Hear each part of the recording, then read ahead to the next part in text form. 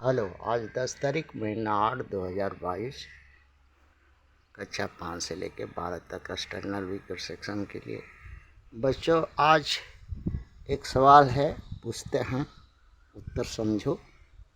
भारत में कितने registered political party है और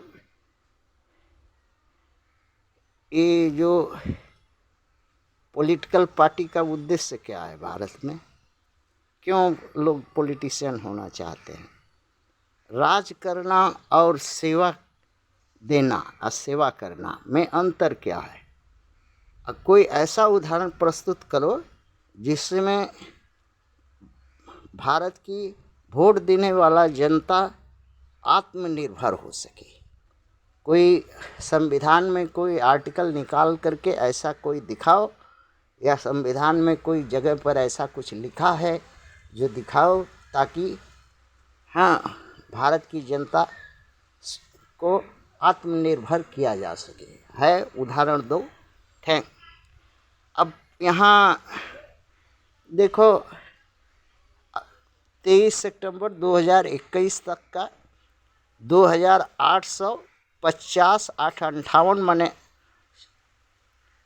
वही 3000 के लगभग पॉलिटिकल पार्टी सब रजिस्टर्ड हो चुकी हैं, जिसमें 8 नेशनल दल हैं और 54 स्टेट लेवल पर हैं और 2796 अनरिकोनाइज माने रजिस्टर्ड हैं। वो चंदा वंदा लेते रहते हैं, सब चंदा ले सकते हैं। सिर्फ चंदा लेने के लिए, चंदा का धंधा करने के लिए ये माने भारत में कहावत है कि ब्राह्मण भीख मांगेगा। ये कहने का है कि ब्राह्मण होने का मतलब भीख मांगने का लाइसेंस होना चाहिए। तो ये ब्राह्मणी पार्टियां हैं, ब्राह्मणी हैं, इनको भीख मांगने का लाइसेंस हो जाता है, अर्थात वो किसी से कुछ भी चंदा ले सकती हैं। और इसीलिए भारत में पॉलिटिकल पार्टी का रजिस्ट्रेशन किया जाता है, लोग करता है। और जो भी पॉलिटिकल पार्टी अभी आंख से देख रहे हो, उनका सेवा भाव कुछ नहीं है। सेवा माने राज करना, हुकूमत करना, अय्याशी करना। डकैत तो गोली बारूद चला करके, परिश्रम करके धन छीनता है जनता का। ये बैठे बैठे राजनीति करके जनता का धन, धर्म, शांति, सुख सब कुछ छीन लेता है। ये महाडकैत है। और रह गई बात सेवा करने का, तो यहाँ पॉलिटिक्स में सेवा नहीं होती। यहाँ कोई सेवा करने के लिए पॉलिटिक्स में आता नहीं। लूटने पाटने के लिए सभी लोग पॉलिटिक्स में आता है। और सेवा का, अगर जनता का सुख के लिए अगर पॉलिटिक्स है, तो उदाहरण के तौर पर संविधान में एक जगह प्रस्तावना में लिखा हुआ है, इक्वलिटी का आधार मान करके इस देश का संविधान काम करती है। उसके आधार पर काम करना चाहिए। संविधान के अनुसार देश का राज्य व्यवस्था कायम करना चाहिए, ये लिखा है प्रेम्बल में ही।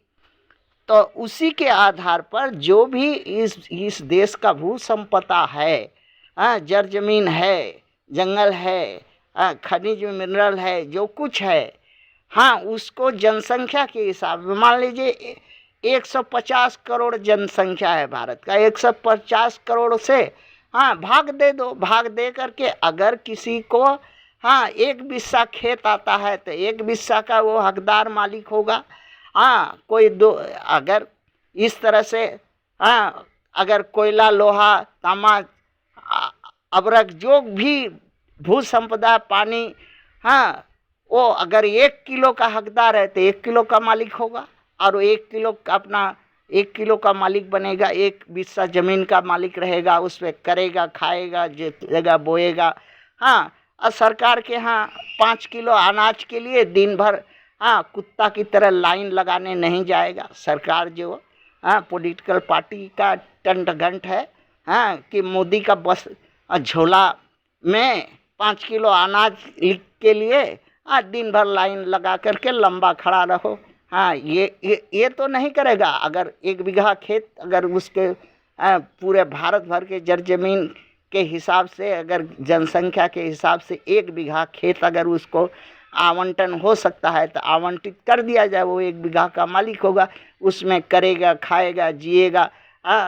और काहे लिए तेरा दरवाजे पर झोला लेकर के जाएगा और तुम झोला पर अपना मोदी का चित्र लगा करके उसको दान देगा और इसके बाद उससे कर लेगा। हाँ, इनडायरेक्ट डायरेक्ट, और झोला पर छाप तेरा रहेगा। ये क्या चीज़ है?